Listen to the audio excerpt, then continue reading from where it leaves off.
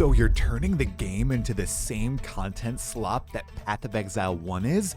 Some people actually enjoyed a chill evening of gameplay without constant BS micromanaging.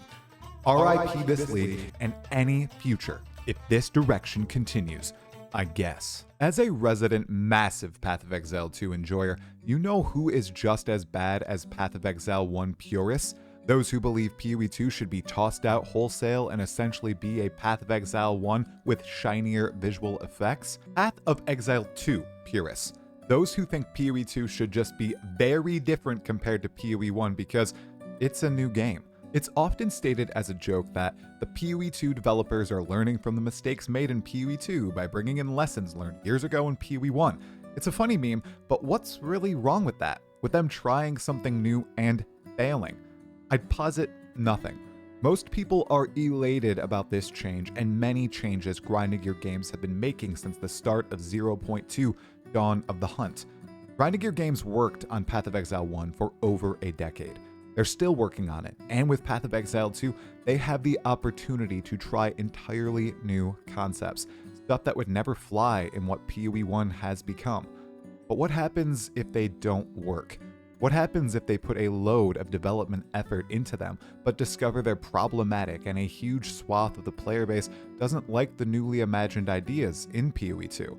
Well, they'll change them for the better, or in some cases, bring in updated systems from PoE 1 that will likely work well in PoE 2, or plop in new ideas and toss them out at a decently quick pace. When something works and could use some modernization, there's not a single problem with bringing it in from PoE 1, especially during this stage of heavy iteration in PoE 2. The upcoming endgame update is a prime example of this. It's game-changing, it's massive, and it's in the middle of a league. Reacting to great feedback now instead of waiting another 3 months is exactly what players thought early access would be. Heck, imagine if they tried to sell this as another $30 update to PoE 2 early access. Now, wouldn't that be wild? Anyways, should people get pissed, crash out, and call Grinding Gear Games retarded for implementing Path of Exile 1 concepts into its sequel just because they don't want the game to be more like PoE 1? Even if those ideas are excellent? No, of course they shouldn't do this. It's ridiculous, and players on social media sounding off or content creators who act like Grinding Gear Games are just reverting Path of Exile 2 to become Path of Exile 1 are silly at best and purely disingenuous bad actors at worst. When we see people polarizing, when we see tribal lines drawn and people are getting pissed at each other, I beckon you, try to reach out your hand and discuss it calmly. Remember, we're all wrong sometimes and we all make mistakes. I've been wrong on this very topic before. This whole idea that people are concocting, maybe it's a meme, but I think it's just absolutely massive cope. Here's why. You shouldn't dislike something just because you haven't played or dislike the source of it. The critique I'm seeing of this upcoming mega patch, or when any PoE 1 ideas fly into PoE 2, mostly relate to them coming from a sloppy, oversized, oversaturated, bloated old game, and its ideas have no place in the new age Path of Exile 2 is ushering in. These critics say PoE 2 is just becoming PoE 1 with better graphics. That's it. And honestly, as we touched on, some people are yearning for that. And the people desiring that, I don't think they realize that if Path of Exile 2 did ever become Path of Exile 1 but shinier, that would be the death of Path of Exile 1. And we really, really, really do not want that to happen. Path of Exile 1 should stand on its own 2 feet, just as Path of Exile 2 should.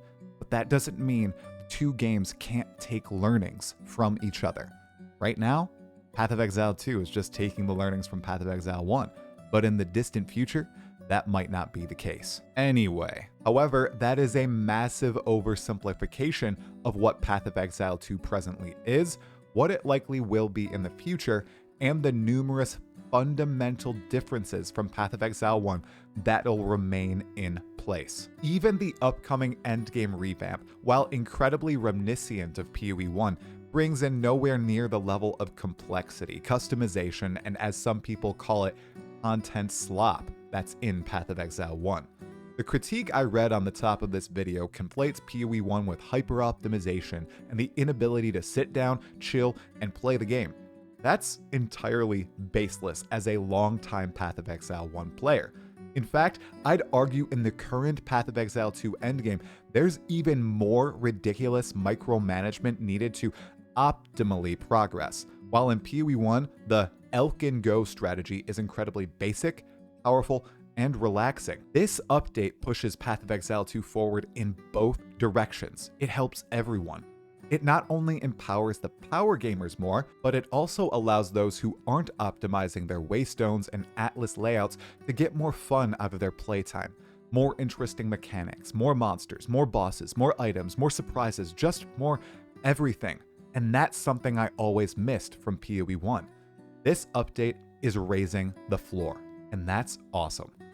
You have a further degree of control, while also beckoning in an aura of randomness and surprise. While seemingly in conflict with each other, they meld perfectly. And I think lots of people skeptical of this change in the PoE 1 direction for PoE 2 will realize that once they get their hands on the new endgame next week. For example, in the old PoE 2 endgame, you always saw all the mechanics on your maps before opening them. You knew there would be a breach and a boss, and unless you had a tower nearby and you ensured the tower would hit that map, you couldn't control whether or not anything else would be appearing on it that was meaningful. In the new endgame, now you have that control on every waystone you run. You can choose to add any set of 3 core mechanics, breach, expedition, ritual, etc., alongside mini mechanics like essences and shrines. Then, when you load into the map, there will also be between 1 and 3 extra surprises, maybe a bunch of breach hands, maybe a summoning circle, or an extra essence. You won't know until you hop in. It might sound funny hearing me describe this as a mystical thing, but it truly is magical and helps imbue more and more fun into the Path of Exile 2 endgame loop. Circling back to grinding your games, hearing our feedback and making big changes.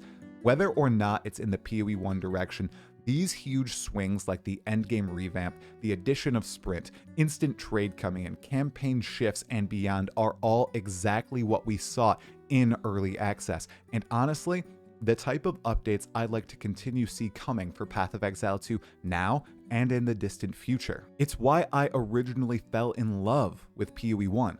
The game was always so dynamic. There was always something new and exciting on the horizon, unexpected or not, and grinding your games always kept me desiring more and excitedly awaiting the next patch. With Path of Exile 2, I've always been hyped for the next update, but with this latest chain of changes, that hype level, it's just about overloaded. While there's plenty I'm still worried about, like performance issues, balance problems, the absolutely horrendous state of visual clarity, and whether or not the Druid is actually coming in 0.4, I just cannot wait to log in when I get some time to play. Onward to 0.3 and beyond. Thank you for watching. If you enjoyed the video, hit the like button, sub to the channel for all things Path of Exile 2, and leave a comment below.